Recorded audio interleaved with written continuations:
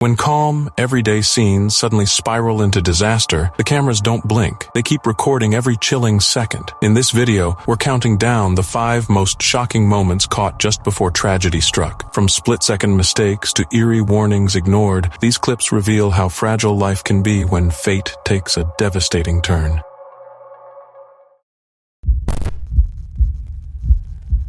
May 18, 1980 dawned quiet and clear over southwestern Washington. Mount St. Helens rose against the blue sky, its snowy summit hiding weeks of unrest beneath. For nearly 2 months, the volcano had groaned with earthquakes and vented steam, and its northern slope had swollen outward at an alarming pace. To Robert Landsberg, a 48-year-old freelance photographer from Portland, Oregon, the morning looked like another chance to chronicle a drama that had fascinated him since March. Landsberg had visited the mountain repeatedly, recording every stage of its transformation. Each trip yielded striking images of the growing bulge on the north face, an ominous deformation expanding several feet each day. That Sunday, he steered his 1969 Dodge station wagon to a ridge roughly 4 miles from the peak, unpacked his tripod, and set up his camera. The vantage point offered a perfect sweep of the volcano. In a journal entry the night before, he noted, "Feel right on the verge of something." He had no idea how prescient those words would be. At 8:32 a.m., a magnitude 5.1 earthquake shook the mountain. Landsberg, peering through his viewfinder, watched in disbelief as the entire north flank sheared away. Within seconds, a colossal landslide uncorked the volcano's interior, triggering the most devastating eruption in U.S. history. The blast released energy equivalent to thousands of atomic bombs. A dark gray wall of ash and gas shot skyward, while a searing lateral surge roared across the landscape at over 300 miles per hour. Even as chaos unfolded, Landsberg kept working. Frame by frame, his camera captured the eruption's opening moments, the rock slide, the rising column of ash, and the billowing pyroclastic cloud racing toward him. When escape became impossible, he acted with deliberate calm. He rewound the film into its canister, tucked the camera inside his backpack, and lay across it, shielding the record of what he had seen. Moments later, the torrent of superheated ash, hot enough to melt metal, swept over the ridge. Landsberg was killed instantly, one of 57 people claimed by the disaster. His body lay entombed beneath volcanic debris for more than 2 weeks. On June 4th, rescuers finally reached the site and found something extraordinary. The backpack had protected both camera and film from the worst of the inferno. Though the negatives were scarred by heat, they remained largely printable. When developed, the images revealed the eruption's birth with unparalleled clarity. They showed the expanding cloud in successive bursts, each frame documenting seconds of an event that reshaped an entire mountain. National Geographic published the photographs in 1981, preserving not only what Landsberg saw, but also the physical marks, scratches, bubbles, warped emulsion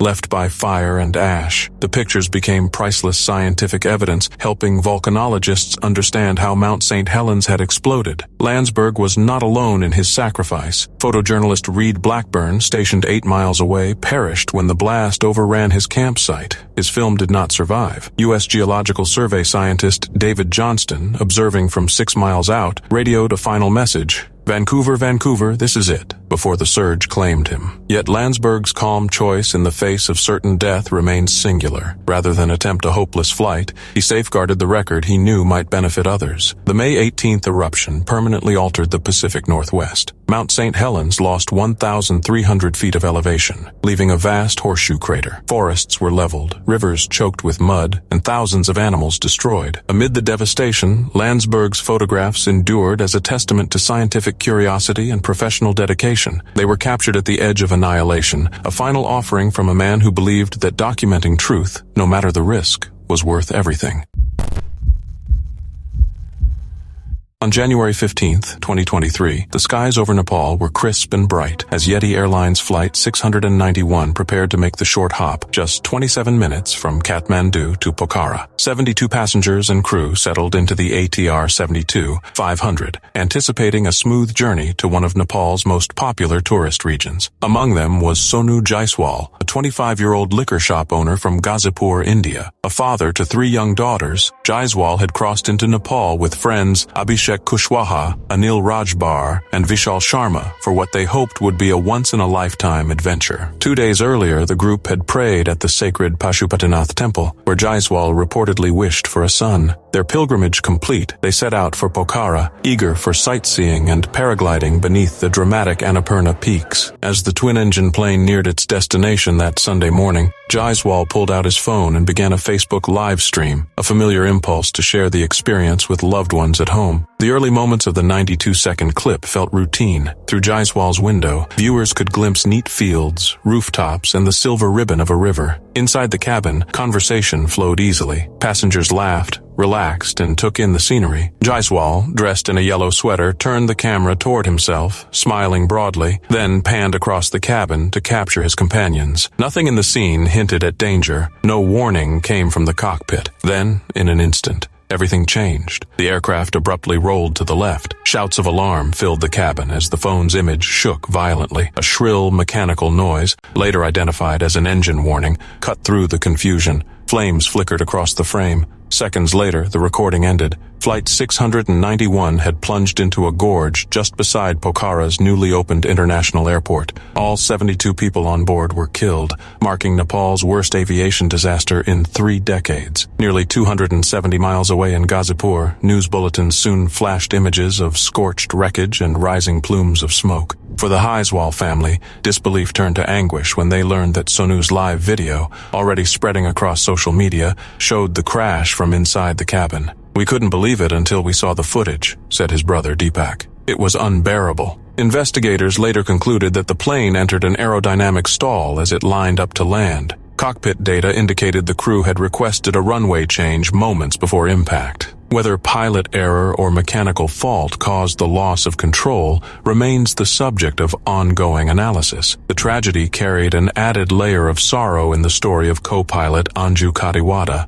She had pursued flight training after her husband, also a Yeti Airlines pilot, died in a 2006 crash. 16 years later, she perished at the controls of Flight 691. For bereaved families, Jaiswal's video became both precious and painful. A final glimpse of loved ones alive, yet an unflinching record of their last seconds. His father journeyed to Kathmandu to identify and bring home his son's remains, while Deepak mourned not only a brother, but a confidant and friend. Sonu Jaiswal's final live stream underscores the fragility of life and the speed with which ordinary moments can turn catastrophic. Intended as a cheerful memento of a holiday flight, it instead became a stark historical document, one of the rare occasions when a passenger captured, from inside the cabin, the closing moments of a doomed aircraft. On October 1st, 1995, the air at Niagara Falls carried a brisk hint of autumn as thousands of visitors crowded the overlooks to watch the famous cataract hurl itself 167 feet into the gorge. Among them was Robert Overacker, a 39-year-old from Camarillo, California. A graduate of a professional stunt school, he had spent 7 years preparing for a feat he believed would combine spectacle with purpose, riding a jet ski over Horseshoe Falls while deploying a rocket-powered parachute. This was not, he insisted, just about chasing thrills. On the side of his craft, he had painted a message: "Save the homeless," hoping the stunt would draw attention to people living on the streets. Waiting nearby were his brother Michael Zurich and friend Christopher Yeaman, cameras in hand, ready to film what they believed would be a breathtaking but safe descent. None of them imagined they were about to document his final moments. At 12:35 p.m., Overacker eased his jet ski into the Niagara River near the Canadian power plant. The engine whined as he accelerated toward the roaring curtain of water, expertly steering through treacherous rapids. Twice before he had come to the falls, only to abandon the attempt under pressure from friends. Now, after meticulous planning, he seemed calm and focused. As he neared the brink, tourists raised cameras of their own. A German visitor, Manfred Baldis, recorded the scene as the craft sped forward, spray flying, determination etched across Overacker's face. Reaching the edge, he released the handlebars and thrust both arms skyward in triumph, beginning the 167-foot plunge. Those seconds were meant to end with his parachute bursting open,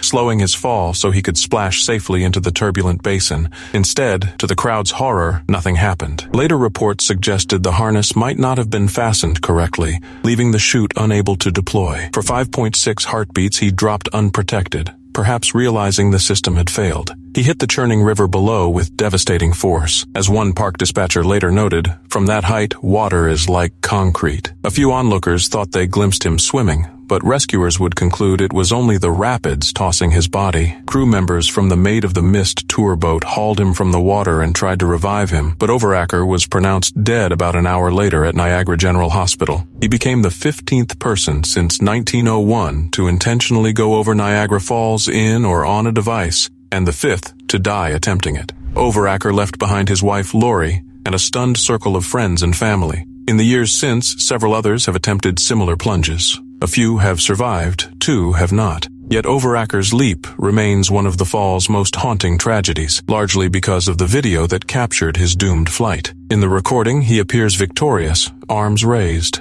unaware that safety lay only in the chute that never opened. What was meant as a daring statement for a worthy cause instead ended in heartbreak. His story endures as a sobering reminder that even the most carefully planned adventure can turn lethal in an instant, and that behind the spectacle are real people with hopes, convictions, and loved ones left to mourn. In July 2013, the rooftops of St. Petersburg shimmered in the warmth of summer, inviting thrill seekers to test their nerve against the open sky. Among them was Pavel Kashin, a 24-year-old Russian freerunner whose daring stunts had already made him a star in the world of parkour. To him, the city's skyline wasn't scenery. It was a stage where he could turn gravity into an art form. That afternoon, Kashin stood on the ledge of a 16-story residential block, the street stretching below like a map. The strip of concrete beneath his sneakers measured barely 3 feet across, a fragile border between life and a 200-foot fall. Most people would freeze at such a height. For Kashin, who had trained his body to leap, flip, and land with flawless precision, the risk was part of the craft. Beside him, a friend steadied a camera, ready to record what Pavel hoped would be his most breathtaking stunt yet, a backflip from the edge, landing safely on the same ledge. It was a move that had drawn millions of views online, earning him thousands of followers who marveled at his control over peril. He had practiced similar flips many times, rehearsing every detail, the push from the toes, the tucked spin, the pinpoint landing. Yet on this ledge, the margin for error was non-existent. Kashin inhaled, centering himself as adrenaline surged. He sprang upward, arching into a perfect backward somersault, body taut and balanced against the wind. For a heartbeat, everything went exactly to plan. His feet touched the ledge, but something felt off. Perhaps his shoes found a slick patch of concrete, or the landing was a fraction too far back. Whatever the cause, stability slipped away. The camera froze his final moment upright. Arms spread, knees bent, a look of fierce concentration as he teetered over the abyss. In an instant, control gave way to gravity. Kashin pitched backward, vanishing from the frame, plummeting the full height of the building. The 4-second fall ended with a catastrophic impact on the pavement below. Emergency services rushed to the scene, but there was nothing they could do. Pavel Kashin was pronounced dead where he landed.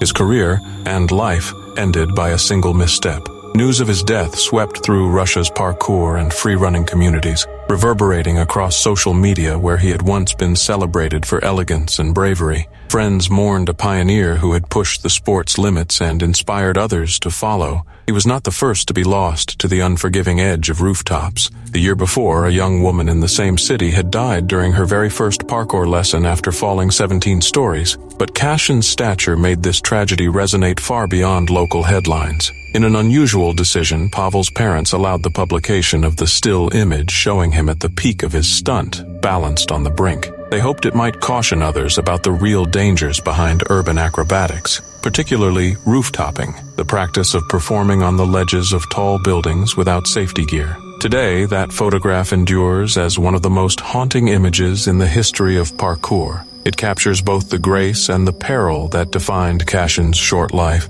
a young athlete suspended between triumph and disaster, moments from an irreversible fall. For those who continue to chase the rush of high-altitude stunts, his story is a sober reminder that skill cannot always outmatch gravity, and that every leap carries consequences as real as the city streets far below. On September 2nd, 2023, the skies over San Pedro, Mexico were bright and calm, a perfect day for celebration. Dozens of friends and relatives gathered in a garden decorated with pastel balloons and a glowing sign reading, "Oh baby." They were waiting for a single thrilling moment. the reveal of a baby's gender. Above them, 32-year-old pilot Luis Angel N. prepared for a short, simple flight in his Piper PA-25 Pawnee. The small aircraft had been fitted with a device to release pink or blue smoke, a service Luis had performed for other families. Flying was more than a job to him. It was a passion that allowed him to add magic to special occasions. At about 3 p.m., guests spotted a white speck approaching across the sky. As the Pawnee swept low over the party, a thick plume of pink smoke streamed behind its wings. Cheers erupted and confetti cannons burst, confirming a baby girl. The expectant couple hugged, their faces radiant, unaware of the danger overhead. Just seconds later, as Luis banked left to climb away, something went terribly wrong. Witnesses later reported seeing the aircraft's left wing flex and buckle. Video footage suggested the maneuver may have put excessive stress on the aging airframe, or an unseen weakness had given way. The wing snapped and the plane rolled violently into a spin.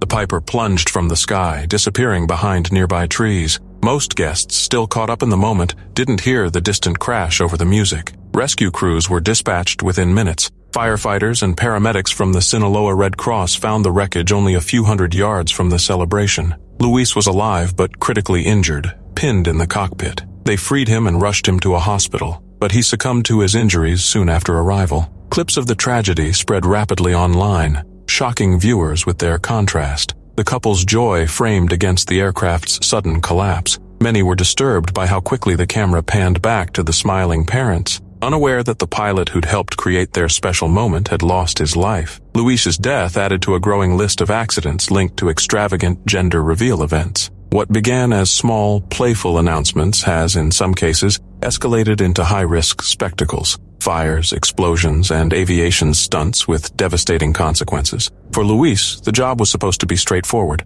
a brief pass over a party to release colored smoke. Instead, it became his final flight. He left behind grieving family, colleagues, and a community of pilots who knew the thin line between safe flying and disaster, especially at low altitude. The San Pedro crash is a sobering reminder that even joyous occasions can carry unforeseen danger. Behind every carefully staged spectacle are real machines and real people whose lives depend on respect for limits. Luis Angel's story shows how quickly celebration can turn to heartbreak, and how precious each moment truly is.